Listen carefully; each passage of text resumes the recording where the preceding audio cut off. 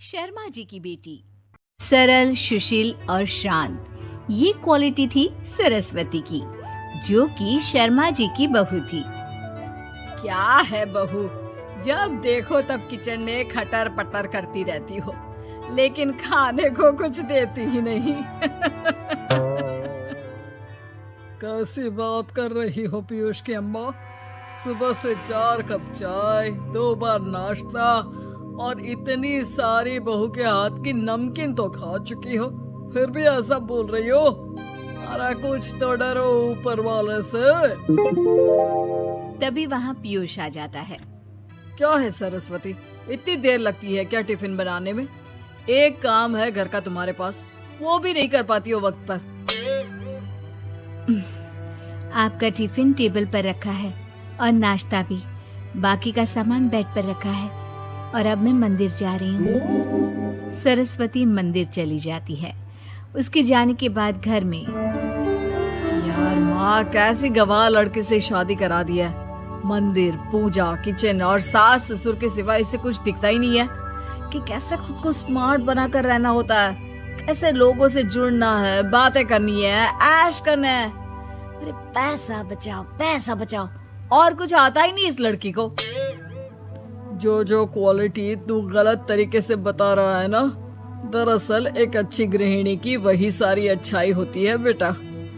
घर को चलाना, समाज में इज्जत दिलाना और घर वालों का ख्याल रखना, और चाहिए ही क्यों? अरे क्यों नहीं चाहिए कुछ और? लड़की ऐसी होती है कि घर आए तो पूरा घर बदल कर रख दे, सभी को खुश रखे, लेकिन बहू के अंदर तो ये सारी क्वालिटी है ही नहीं। अरे खुश तो उन्हें रखा जाता है जो खुश रहना जानते हैं। तुम लोगों को तो कोई खुश नहीं कर सकता।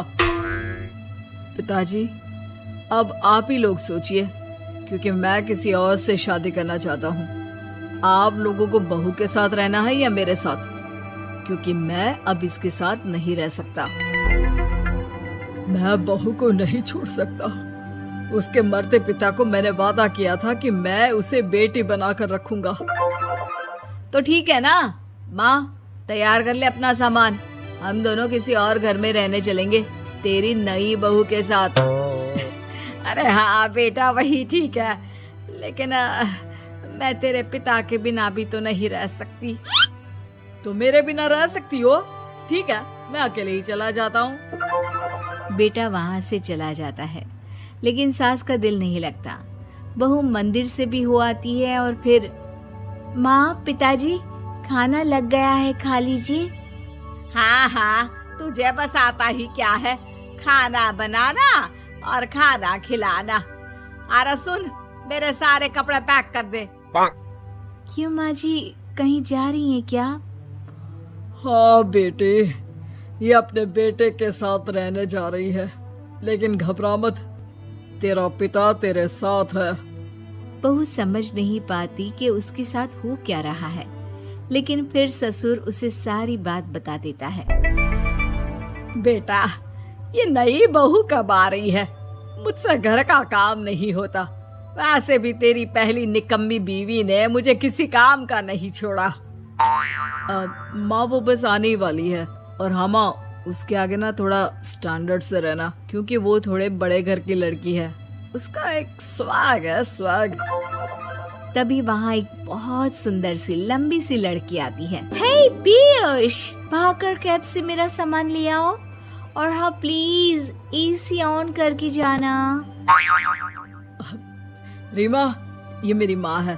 तुम चाहती थी ना कि मेरी माँ हम लोगों के साथ रहे। हेलो आंटी जी, हम लोग ना जल्दी शादी कर लेंगे, फिर मेरी जैसी टॉप लड़की आपको अच्छी बोलेगी।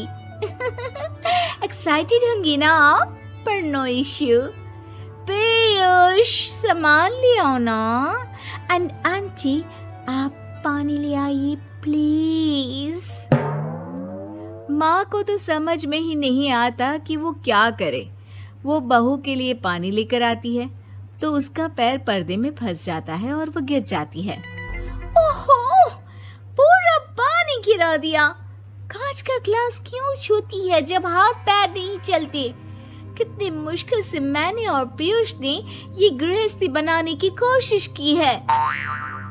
अरे पर तो क्या हो गया, एक गिलास ही तो टूटा है। अपने घर में तो रोज एक तोड़ती हूँ, लेकिन मजाल है सरस्वती कुछ कहे। और हाँ, मैं पानी वानी नहीं पिलाने वाली, मुझे ऐसी कोई आदत नहीं है। बहू हो बहू की तरह रहो, समझी।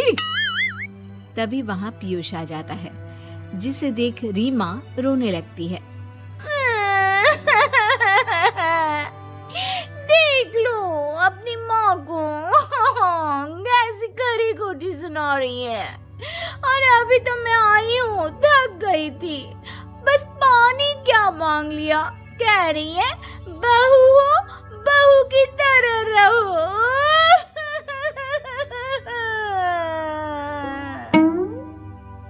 अरे यार माँ, समझा कर लाया था ना कि कैसे रहना है।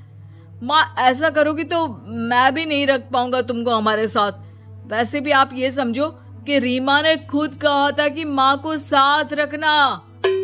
अरे हाँ हाँ बेटा, वो सिर्फ इसलिए कि मैं घर का सारा काम करूं, बैठे बैठे इस महारानी को खाना पानी दूं।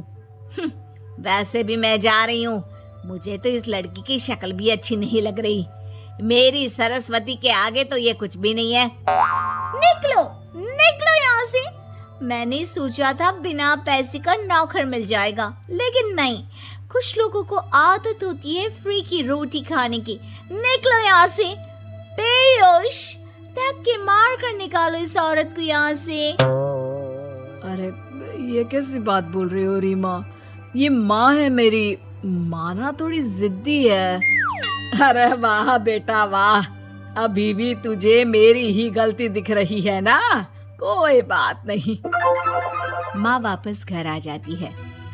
बहू, मुझे माफ कर दे बेटा, वो तो शैतान का नानी है। माँ, मैं उनके बारे में कोई बात नहीं करना चाहती। ये मेरा मायका है। अब आप लोग मेरे माता पिता। मैं हमेशा यहीं रहकर आप लोगों की सेवा करूंगी। नहीं नहीं बेटा, हम करेंगे तेरी शादी किसी अच्छे लड़के से। अरे कोई जरूरत नहीं है, मैं देख कर आई हूँ जो हालत है ना पीयूष की, वहाँ नहीं टिकने वाला ज्यादा दिन। ना टिके वो उसकी मर्जी, लेकिन मेरी बेटी इतनी गई गुजरी नहीं है जो उसे कभी भी छोड़ो और कभी भी वापस आ जाओ तो वो तुम्हें अपना ले। अब ज्यादा ही हो रहा है आपका। माना मैंने गलत किया बहू के साथ, लेकिन वो उसका पति है। और फिर कहावत है ना, सुबह का भूला शाम को वापस आ जाए तो उसे भूला नहीं कहते। तभी वहाँ पीयूष आ जाता है। माँ, वो भूला आ गया, मुझे माफ कर दो। सरस्वती के जिस गुण को मैं सही नहीं मानता था, दरअसल जीवन को सही तरीके से जीने के लिए वही गुण होने चाहिए। मुझे माफ कर दो सरस्वती, मैं आज के बाद तुम्हें और पापा को छोड़कर कहीं नहीं जाऊंगा। और मुझे भी बेटा। बेटा जहन्नुम में भी जाए तो उसके साथ रहने को तैयार हो जाए, वही तो माँ होती है। मुझे माफ कर दो माँ।